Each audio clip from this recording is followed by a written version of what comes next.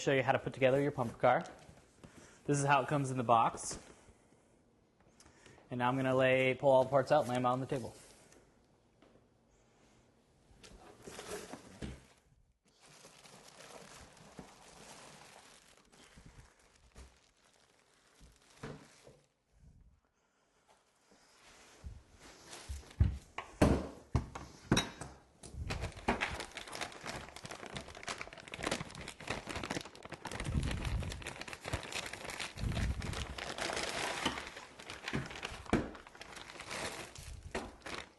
So I've got all the parts laid out here on the table. It may be a little overwhelming at first because there are a lot of parts, but it is pretty straightforward, especially if you follow along very well in the video. So you'll have 4 wheels. These are the caps to install your wheels. This is the guard that goes over the top, and these are the 8 screws for that. This is your pumper pin, and these are the caps that install that. There are 22 of these larger screws here. That is you need 8 screws for this. You're going to need 12 screws for this, and the last 2 for this. This is the nut and bolt, and these will help to install your chain to your pumper arm. By the way, this is the pumper arm assembly. This is your brake arm assembly. This is your control arm assembly with the nuts and bolts to install that. And this is your pumper car body. First step is to install the brake arm assembly. And you notice that this goes only one way, you can't put it the other way. And it fits nicely in this little groove on the rear end of the pumper car. Next, you will install the rear axle assembly. And you will align these holes that are in the rear axle with the holes that are in the body. And you will use those 8 screws to install that.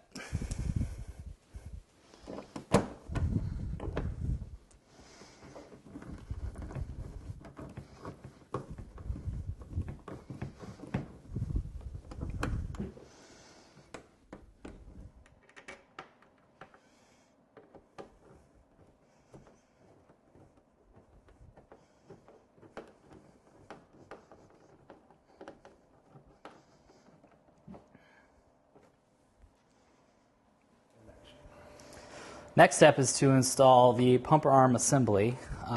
The first part of that is to install this pumper pin one side into this cap. You'll take this whole assembly and you'll set it up like this. You'll notice that it rests pretty comfortably on the rear brake. You're going to take the pumper arm assembly, you're going to make sure that this notch is facing to the front of the entire unit, and you're also going to want to make sure that these handlebars are flat to the side of this assembly.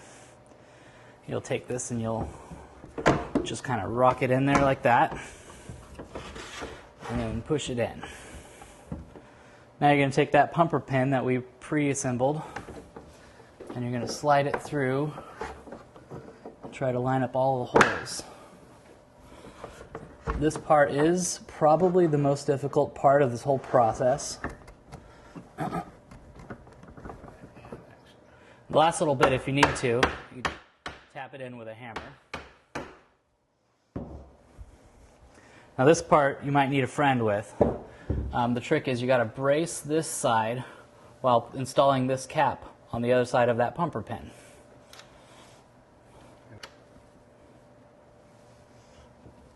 And then gently tap that on with a hammer. Next, you're going to install this shroud assembly. The way you're going to do that is you're going to take this end of the chain, you're going to wrap it around this sprocket, and it's going to come up to the pumper arm and attach using the nut and bolt for that size. So you're going to take this whole assembly and you're going to place it so this little lip is underneath the sprocket. Then you're going to work up chain up and around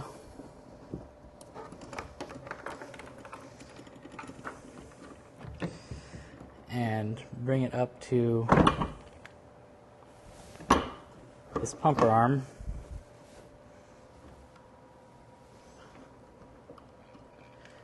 And hook it in there with the screw. You notice there's two holes. You're going to want to go to the top hole. And then put the nut on using an 8mm wrench and a screwdriver.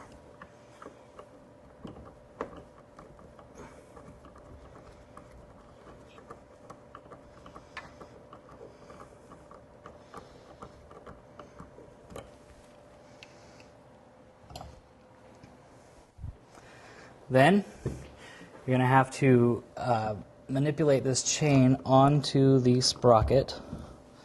It works pretty well. And then you'll notice that this is how this whole thing works right here. This spring brings this pumper arm back and it goes around the sprocket, and that's how you make yourself go. Then you're going to take this whole shroud and install the 12 screws into the shroud using a screwdriver.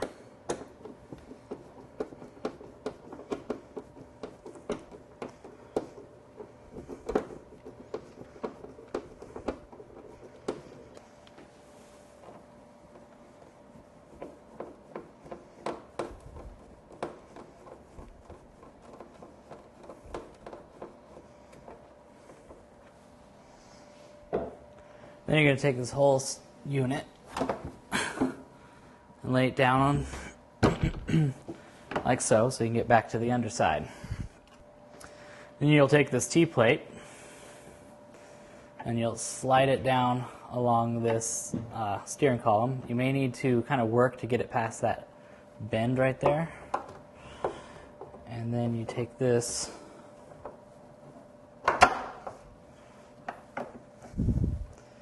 and align the holes in the T-plate with the holes in the body and install the screws.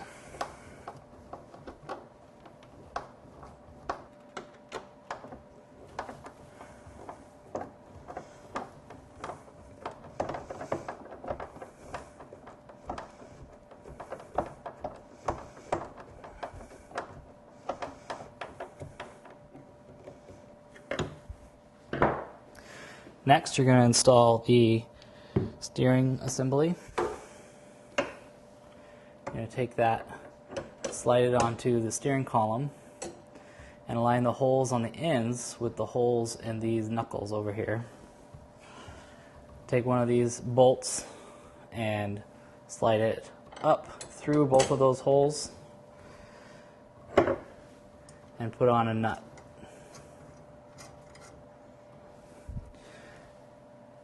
Using an 11mm wrench and a screwdriver.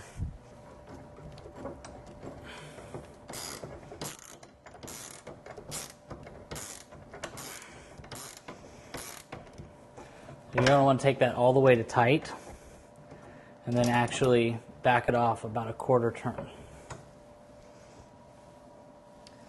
And then do the other side.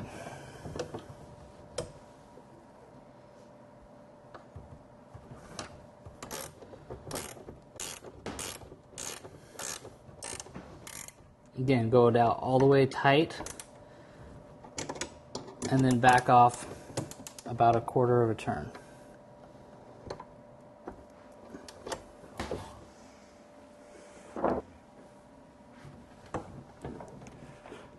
Turn the unit back onto its side. You're going to take one of the wheels. You're going to install it onto the shaft. And then use a hammer to install one of these black caps.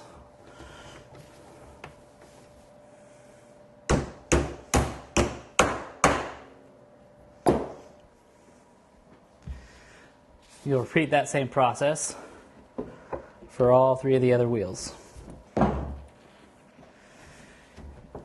You may need to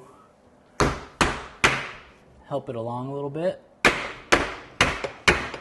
Sometimes the powder coating creates a little interference.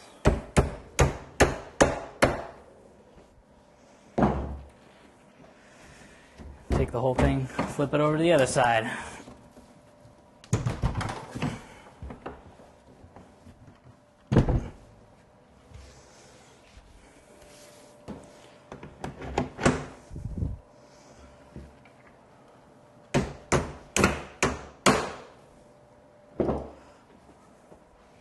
Now this last wheel is a little different. You'll notice that there are these spines on this yoke, and there are some spines in here. These grooves, these notches will fit over these spines, and this is what engages the whole drive assembly and makes your power pumper go. So it's really important to make sure that you get that fully engaged.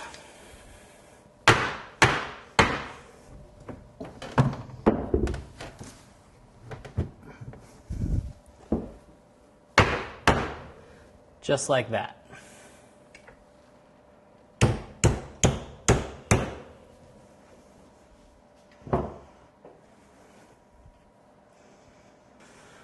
All right, the last step is to install this guard on the handles. And you see we're pretty far along.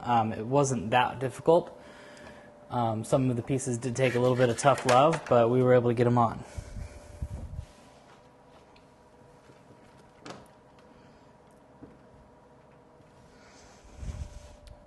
You'll install this with the shorter screws. There's 8 of those.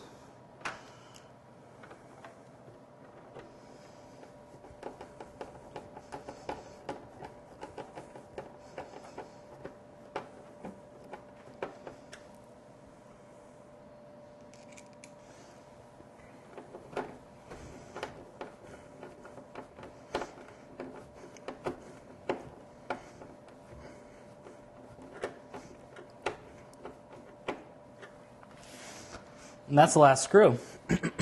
As you can see, it comes with some stickers. You can see there's some tail lights, license plate, a gauge assembly. You kind of put those on at your discretion.